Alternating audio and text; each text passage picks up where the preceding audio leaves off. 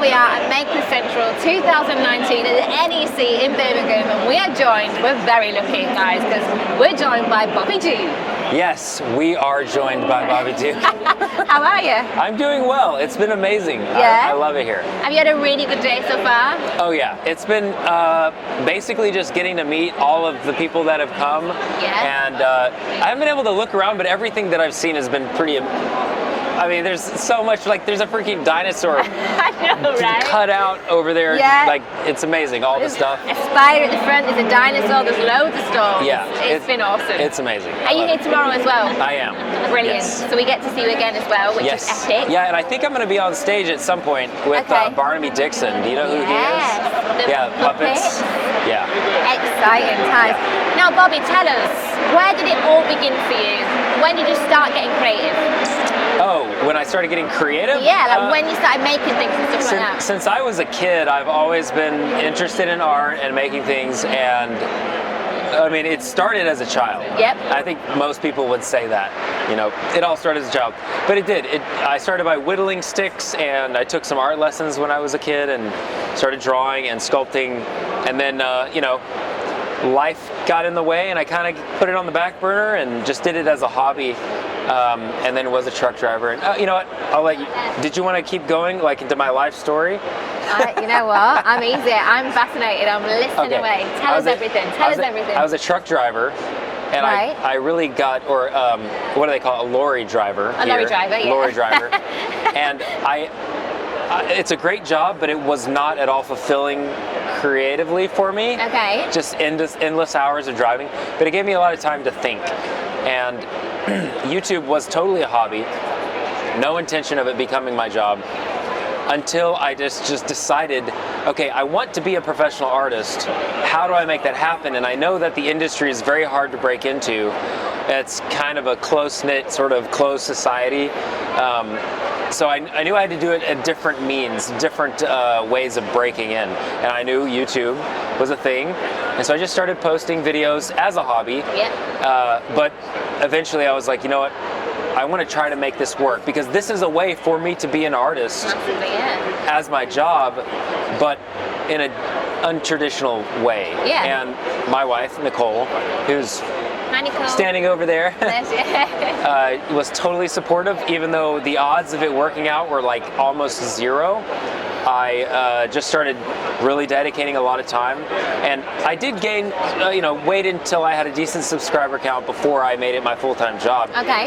But even then, we weren't making a lot of money from YouTube, so Right. it was a big risk. Okay. But she was totally supportive and was like, you know what? She became a nurse, which helped free us up financially to where I could then make YouTube full-time. And then it just took off from there, because once I, you know, really wanted it to work out, it just did. That's awesome. Yeah. So inspiring. So tell us more about your YouTube channel, what it's called, what kind of things can we find on there, what kind of things do you make specifically? Well, it's called Bobby Duke Arts, and I make art. And I'm a big goofball and dork. Basically, it's art and comedy. Love it. I try to break the stereotype of the, you know, I'm an artist, you know, and make it a little more accessible and fun for people to not only, if they are already artists, to continue in it and to explore and push themselves creatively, but also other people who don't have any interest to either gain an interest or just have fun watching me be a big goofball. Yeah. So I make all different kinds of art. I use all different mediums, and most of the time when I make something, it's the first time I've ever done it. So it's like I'm going through the learning process with my audience and just having fun and being silly and goofy. I put a lot of dad jokes in there and really, really silly humor. Can you tell us a dad joke? Do you have a dad joke right now off the top of your head? Oh crap. I don't know if I can say crap. That's all right. It'll be grand. It'll get edited if we No, can. I actually did just have one earlier. I love a dad joke. They are kind of my favourite, Dang right? it, you put me on the spot. That's all right. Don't worry. Should we move on? Come on, Bobby. You can do it. Anything. I don't know if I can think of one. Okay. That's fine. That's fine.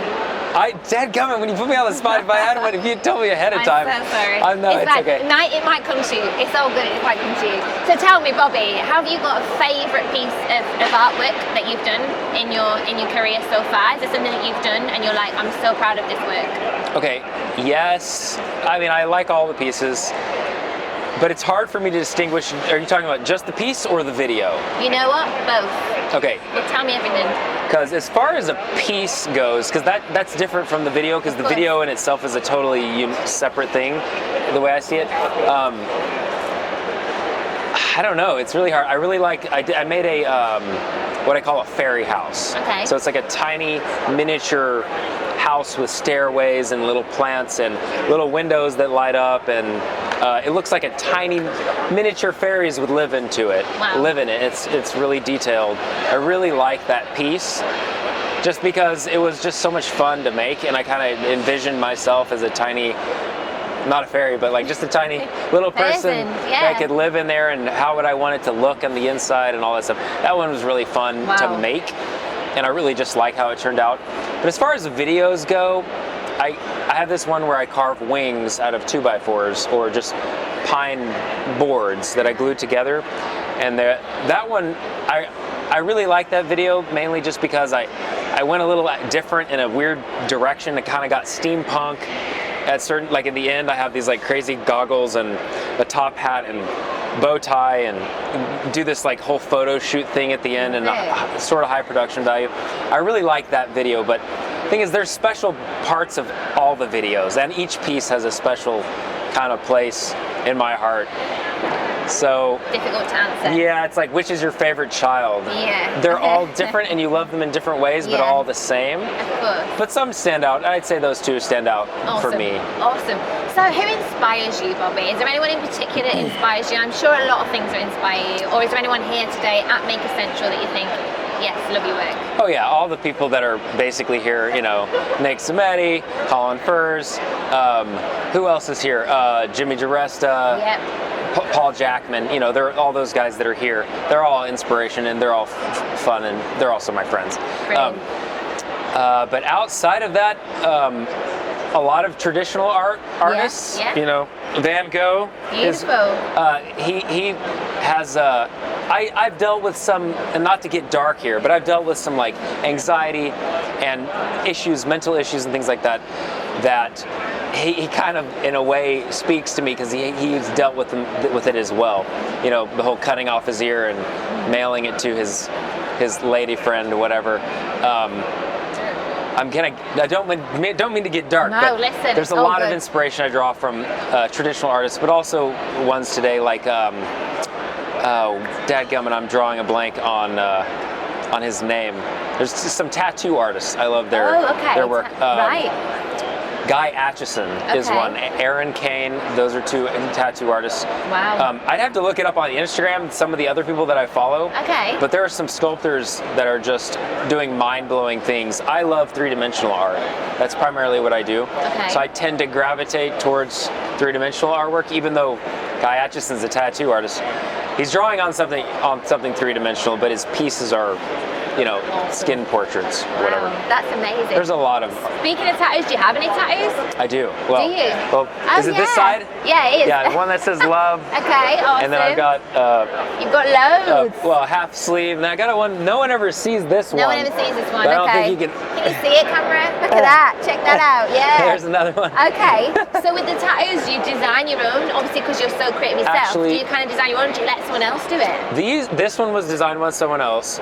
This one is just a Chinese kanji, so their culture designed it. Yeah. This one I did actually design. Wow. It was a long time ago. I used to be a tattoo artist. Oh, did you? Long time ago. Oh, awesome. I don't do it anymore. Check you out. Yeah. Man of many talents. But I've done a lot of random stuff. I've done tree trimming. Yeah. Tattoo artist, remodeler, painter, cabinet maker.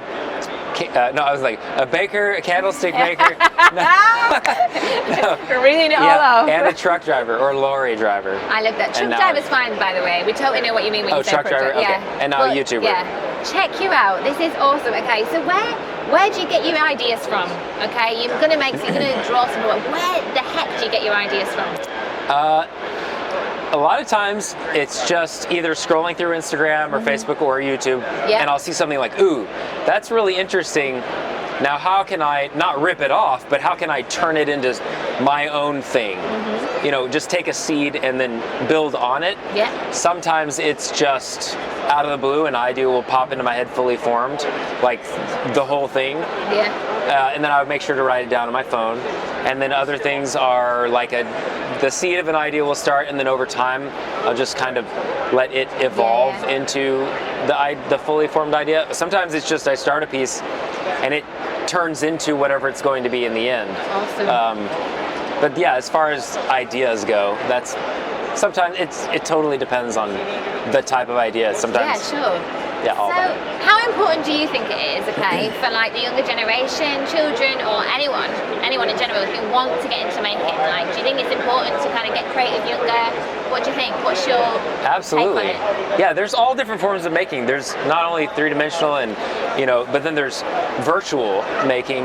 And it all comes down to imagination and keeping that alive in people and kids, because without imagination, then you can't have progress, because everything that we've made, period, all started with an idea, and that's all from imagination. And if you don't keep that developed and that interest, like making stuff, you have to have an imagination, and using your hands and not letting that go away is super important, because I don't know, it all began there too, and everything is so now automated and machine made, and everything, having handmade things still have an importance, because I don't know. I agree. Yeah, I think It means more. the most beautiful things, I think, come from human hands. Yeah, totally. Are made, So, Bobby, where are you from? Because let's be honest, the accent. Where are you I'm from Texas. Are you? Are you Yeah. really? Yeah. So you came from Texas for this event this weekend? I did. How long did it take you? Was it a while? What was the flight like? The flight, well, okay, we were having pretty bad storms. Oh, no. Do you guys have tornadoes here? Do we heck? We don't. Don't? No. Okay, well, I like live in- maybe in the past, but like the worst we're gonna get is like quite bad, like lightning and rain, Oh, or no. hailstone and snow. Snow we get. Oh yeah, I live in, it's called Tornado Alley. So it's like, Sounds dangerous. it has more tornadoes than any place in the world, like the entire world.